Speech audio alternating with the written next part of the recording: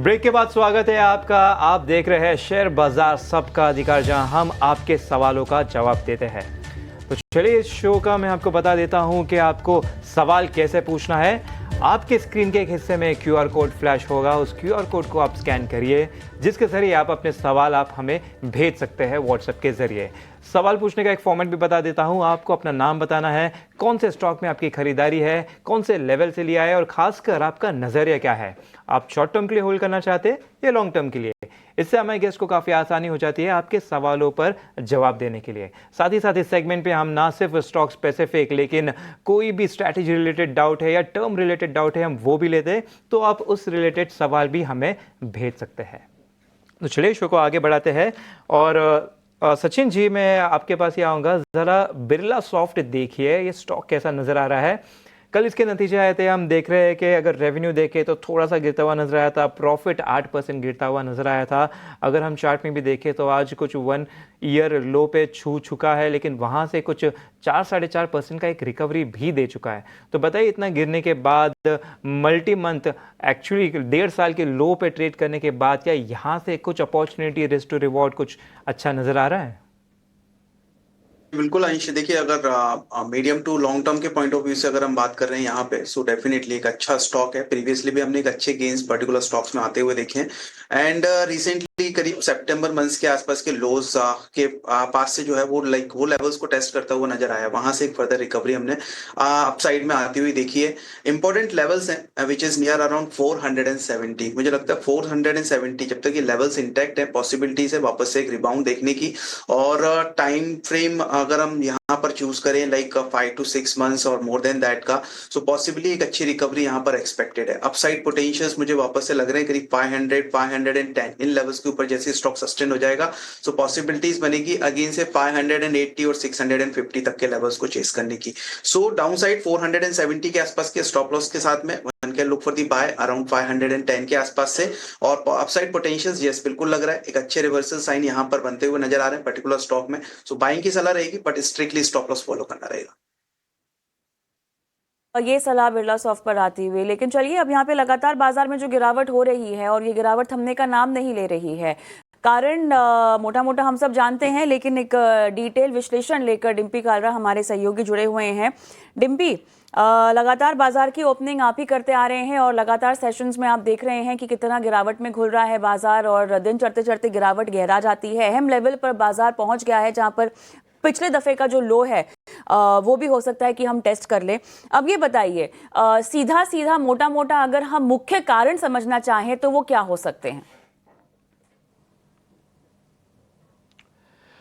वो एक दो नहीं है, वो कविता 3-4 बड़े कारण हैं जिसकी वजह से बाजार लगातार टूट रहा है। और आपका सेकंड क्वेश्चन ये होना चाहिए, इस टूटे हुए बाजार में हम क्या करें, वो जवाब मैं आपको बाद में दूंगा। लेकिन पहले क्यों टूट रहा है जरा जल्दी जल्दी इसको समझ लेते हैं। पहला बड़ा कारण है एफआईज की लगातार बिकवाली हो रही है।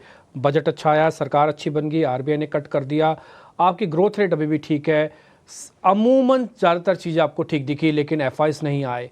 एफआईज ने पिछली बार में यानी अक्टूबर से लेकर अब तक करीब 3.25 लाख करोड़ रुपए तक की सेलिंग कर दी है, जो कि अपने आप में रिकॉर्ड है। और ये 5वां महीना है जब बैक टू बैक वो सेल कर रहे हैं इंडियन मार्केट्स को। जब से डोनाल्ड ट्रंप अक्टूबर में जीते हैं तब से भारतीय बाजार को ग्रहण सा लग गया है और उसके बाद से लगातार गिरावट हुई है।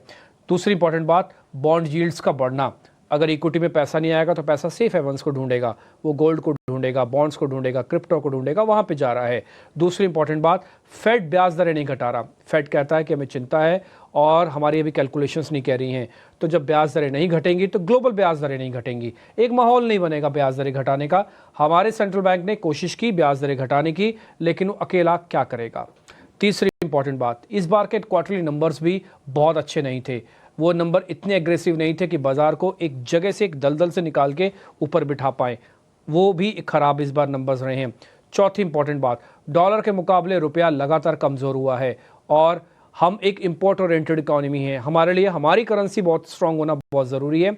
अगर वो वीक होती है तो आपकी ज़्यादातर कंपनीज पे बैलेंस शीट्स पे प्रेशर आएगा, जो कि अनड्यू प्रेशर होगा। आप मेहनत उतनी कर रहे हैं, काम उतना कर रहे हैं, ऑर्डर उतना कर रहे हैं, बट पैसे कम मिलेंगे आपको।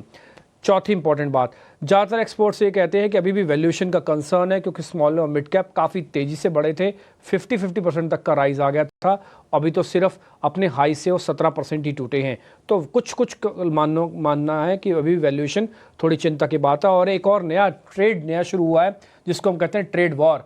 ये एक बहुत बड़ी प्रॉब्लम है। ना जाने डोनाल्ड ट्रंप रात को सोते समय और सुबह उठते समय कौन सी घोषणा कर दें जिससे कि ग्लोबल मार्केट्स के साथ साथ इंडियन मार्केट्स पे प्रेशर आ जाता है। ये एक बड़ी सिरदर्द है जिसको अभी तक हम पूरी तरह से डाइजेस्ट नहीं कर पाए हैं। तो ये कुछ मुख्य कारण थे जिसकी वजह से बाजार बैक टू बैक टूट रहा है। और राइट डिम्पी, चलिए आप जुड़े और आपने तमाम बातें यहाँ पर समझाई और आपने कहा इस टूटते बाजार में क्या करना चाहिए। डिम्पी, उसी के लिए तो हमारे एक्सपर्ट्स और आप और हम लगातार इतने सेशन से दर्शकों को हैंड होल्ड कर रहे हैं, गाइड कर रहे हैं।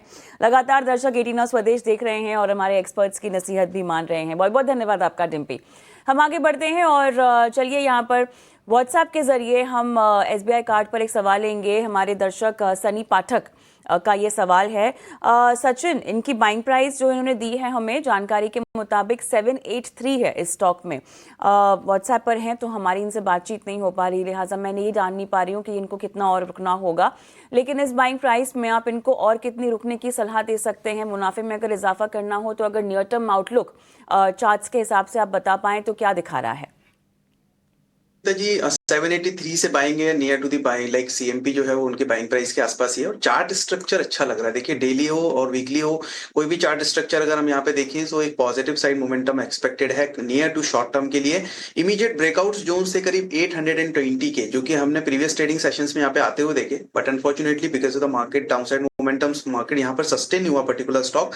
बट यस 820 अभी के लिए इंपॉर्टेंट बेंचमार्क बना हुआ है और मुझे लग रहा है यहाँ पे पोजीशंस को होल्ड करना चाहिए इन्हें, बिकॉज काफी अच्छे लेवल्स हैं यहाँ पर जो बाइंग के इनके हैं और 820 ये इंपॉर्टेंट लेवल्स है। जैसे ये ब्रेक होता है फर्दर अपसाइड पोटेंशियल मुझे लग रहा है करीब 870 और 900 तक के लिए कंटिन्यू हो सकता है।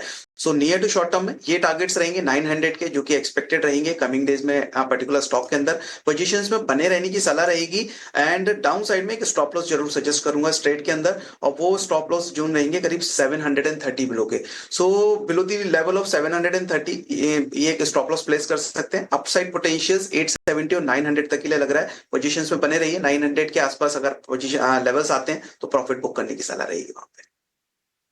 बिल्कुल, यहाँ पे इंपॉर्टेंट लेवल्स आपको दे दिए गए हैं SBI कार्ड पर, तो वहाँ पर अगर स्टॉप लॉस के नीचे फिसला तो एग्जिट कर सकते हैं। ऊपर के भी लेवल्स आपको दे दिए गए हैं।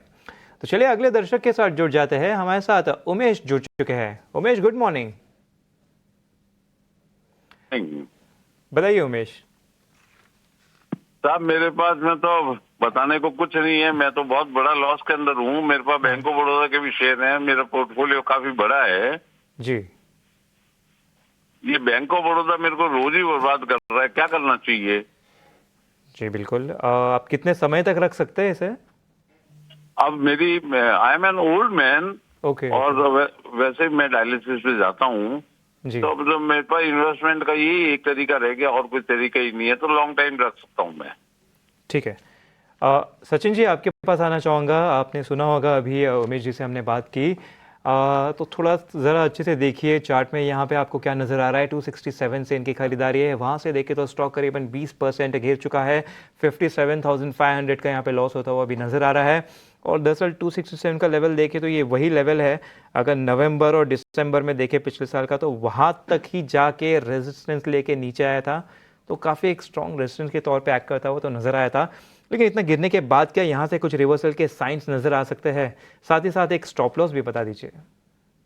ये जी मुझे लग रहा है कि देखिए करंट अभी टेक्सचर देखे पर्टिकुलर स्टॉक का, सो अभी थोड़ा सा और वीकनेस बढ़ सकता है। हालांकि डाउनसाइड जो है वो अभी यहाँ पर लिमिटेड ही नजर आ रहा है। At present current market price करीब 210 के अराउंड है और इमीडिएट सपोर्ट लग रहा है यहाँ पे वो है 197 का। सो 197 एक इंपॉर्टेंट जोन है, यहाँ से पॉसिबिलिटीज है कि एक बार रिवर्सल लाइक कमिंग डेज में देखने को मिल सकता है। तो मैं सजेस्ट करूंगा यहाँ पे 195 के आसपास के एक स्टॉप लॉस के साथ में पोजीशंस को होल्ड रखिए एंड पॉसिबली 197, 98 के आसपास से अगर कोई रिवर्सल्स देखने को मिलते हैं तो फिर इमीडिएट टारगेट्स हो सकते हैं सकते हैं स्टॉक के 220 230 के अराउंड। सो अगर पोजीशंस को एक्यूमुलेट करना चाहें 197 98 के आसपास वो भी देख सकते हैं, और अगर सेम पोजीशंस के साथ में कंटिन्यू करना चाहते हैं तो स्ट्रिक्टली स्टॉप लॉस के साथ में पोजीशंस पे वेट कीजिए। 220 230 could be the immediate targets जो कि नजर आ रहे हैं, एंड अराउंड दैट लेवल्स पर एक बार वापस से रिव्यू करेंगे स्टॉक को और फिर फर्दर टारगेट सजेस्ट करेंगे। आगे बढ़ते हैं। अब्दुल कलाम साहब मेरे साथ फोन लाइन पर हैं। नमस्कार कलाम साहब, कहाँ से बोल रहे हो आप? जी मैडम, हम झारखंड से बोल रहे हैं। अच्छा सर, बताइए IRCTC किस भाव पे खरीदा है?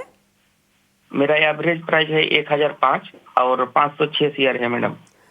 सर कितना समय देना चाहेंगे, बिकॉज आपको तो घाटा हो रहा है। जी सर, मैडम अभी रख सकते हैं ये 2025 तक। ऑलराइट। सचिन ऑलमोस्ट अपने 1 मंथ लो के आसपास ही घूमता हुआ दिखाई दे रहा है। 747 इन्होंने यहाँ पर स्टॉक ने टच किया था, लेकिन इनकी जो एवरेज प्राइस है वो 1005 की है। बताइएगा ये एक रेजिस्टेंस आपको क्या दिखाई दे रहा है? अब इसके आगे अगर इनको रुकना हुआ थोड़ा और नियर टर्म आउटलुक, तो किस स्टॉप लॉस के साथ रुके रहें? नहीं रहा है, लाइक सिंस लॉन्ग टाइम अगर हम देखें करीब ये जो हाइस इसने टेस्ट किए थे करीब 1140 के आसपास के, वो मई 2024 में किए थे, and since that time continuously stock के अंदर जो है वो वीकनेस बनी हुई है। यहाँ पर कोई भी फर्दर रिवर्सल्स आते हुए अभी भी नजर नहीं आ रहे हैं, और मुझे लगता है कि कमिंग डेज में और स्लाइड वीकनेस कंटिन्यू कर सकता है।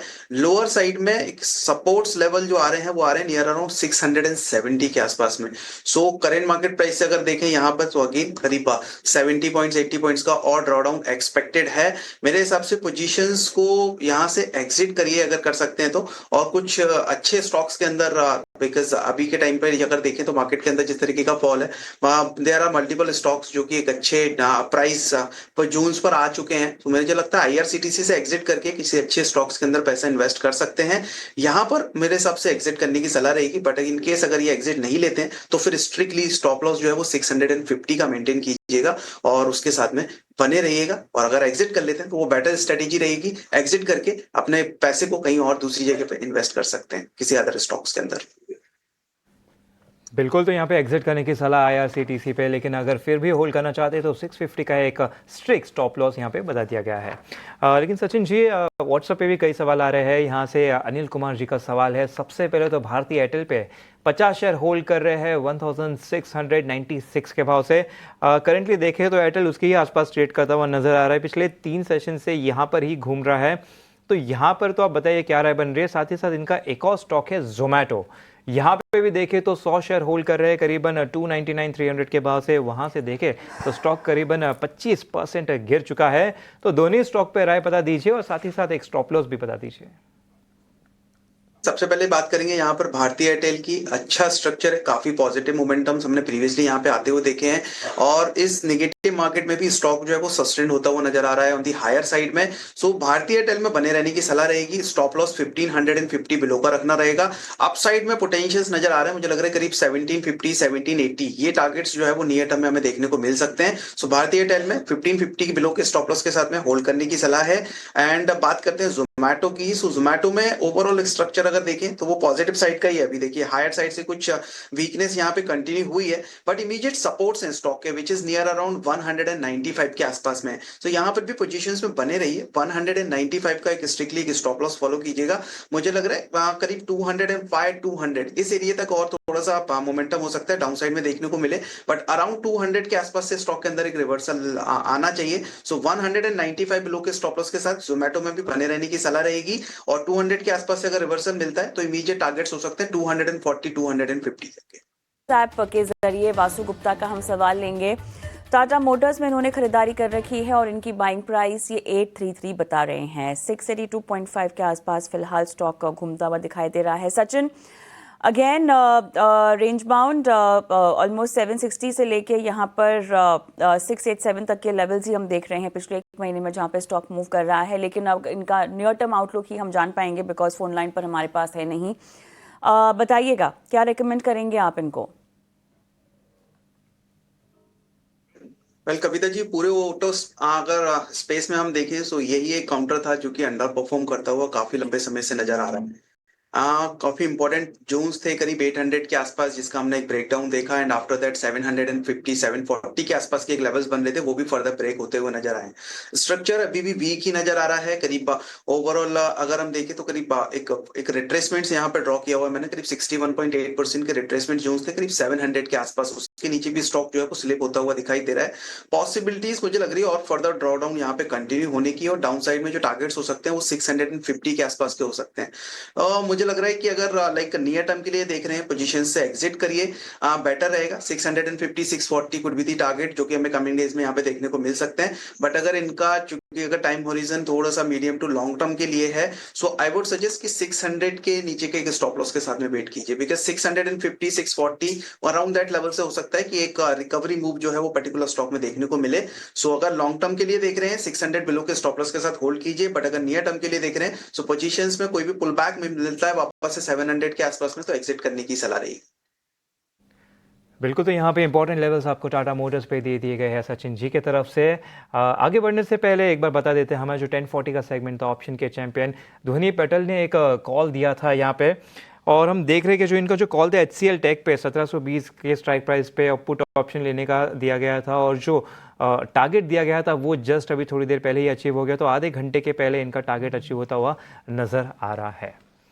तो चलिए इसी के साथ थोड़े और स्टॉक्स पर बात कर लेते हैं। सचिन जी, ज़रा HCL टेक ही देख के बता दीजिए, ध्वनि जी का कॉल भी अभी जस्ट यहाँ पे कंप्लीट होता हुआ नज़र आया, टारगेट अचीव होता हुआ दिख रहा है, तो ज़रा चार्ट पे देख के बताइए कि अब आगे यहाँ पे क्या मूव बनता हुआ नज़र आ रहा है। जी थोड़ा सा एक रेंज में ट्रेड होता हुआ दिख रहा है, और रेंज है करीब 1650 टू 1750। मुझे लग रहा है 1750 एक अच्छे लेवल्स रहेंगे अपसाइड पोटेंशियल्स गेन करने के लिए, और अपसाइड में 1750 जैसे ये लेवल्स फर्दर ब्रेक होते हैं पॉसिबिलिटीज बनेगी करीब 1830 1880 तक के टारगेट्स को गेन करने की, अचीव करने की। सो वो 1750 के ऊपर ही एक फ्रेश मोमेंटम स्टार्ट होगा, मुझे लगता है वहां से एक बार बाइंग के लिए देखना चाहिए। अभी के लिए स्टॉक थोड़ा सा रेंज में ट्रेड हो रहा है, while on the down side में अच्छे सपोर्ट्स बने हुए हैं 1650 1640 के आसपास में। चलिए, तो सपोर्ट बने हुए हैं 1650 के आसपास HCL टेक में। लेकिन सचिन, यहाँ पर व्हाट्सएप के ज़रिए शिशिर श्याम का सवाल हम लेंगे। हुंडई मोटर की इन्होंने खरीदारी कर रखी है, बाइंग लेवल्स इनके थोड़े से ऊंचे हैं, देखिए 1929 के आसपास, अगेन 1790 से लेके 1898 तक की एक रेंज है जहाँ पर हम स्टॉक को घूमता हुआ देख रहे हैं। हालांकि 1929 के लिए इनको और कितना इंतज़ार करना होगा, या आपको लगता है कि यहाँ से निकल के इसी सेक्टर में कहीं और जाया जा सकता है फिलहाल? 1929 एक ब्रेकआउट जोन ही है, और वो लेवल जैसे ब्रेक होंगे पॉसिबिलिटीज बनेगी करीब 2000 तक के लेवल्स को चेस करने की। एंड रिसेंटली हमने करीब 7th ऑफ फेब के आसपास में लेवल्स को टेस्ट करता हुआ स्टॉक में देखा भी है, एंड आफ्टर दैट पिछले 2 से 3 ट्रेडिंग सेशन से यहाँ पर एक डिक्लाइन जो है वो बना हुआ है। मुझे लग रहा है कि थोड़ा सा वेट कर लेना चाहिए, यहाँ पर पोजीशंस को होल्ड करना चाहिए। डाउन साइड में स्टॉप लॉस सजेस्ट करूंगा यहाँ पर, वो रहेगा 1750 बिलो का। सो 1750 के नीचे की स्टॉप लॉस के साथ में होल्ड कीजिए। अप साइड में नियर टू शॉर्ट टर्म में मुझे लग रहा है ये 1930 ये लेवल्स ब्रेक हो सकते हैं, और ये ब्रेक होते ही 2000 तक के लेवल्स अचीव करता हुआ दिखेगा। सो 2000 के आसपास अगर आता है तो एक बार वापस से रिव्यू लेंगे। अभी के लिए पोजीशंस में होल्ड करने की सलाह with the stop loss of 1750 below. तो 1750 या उसके नीचे के स्टॉप लॉस लगाने की आपको सलाह दी जा रही है। इसी के साथ शो को समाप्त करने का समय भी हो गया है। सचिन, जाने से पहले अपने डिस्क्लेमर्स देना चाहेंगे? स्टॉक्स हमने यहाँ डिस्कस किए हैं, उसमें मेरी कोई पर्सनल पोजीशंस नहीं है, बट ये हमारे क्लाइंट्स को जरूर रिकमेंड किया हो सकता है। धन्यवाद आपका, आपने समय निकाला और तमाम सवालों के जवाब दिए। और इसी के साथ मुझे और अंश को भी इजाज़त दें। और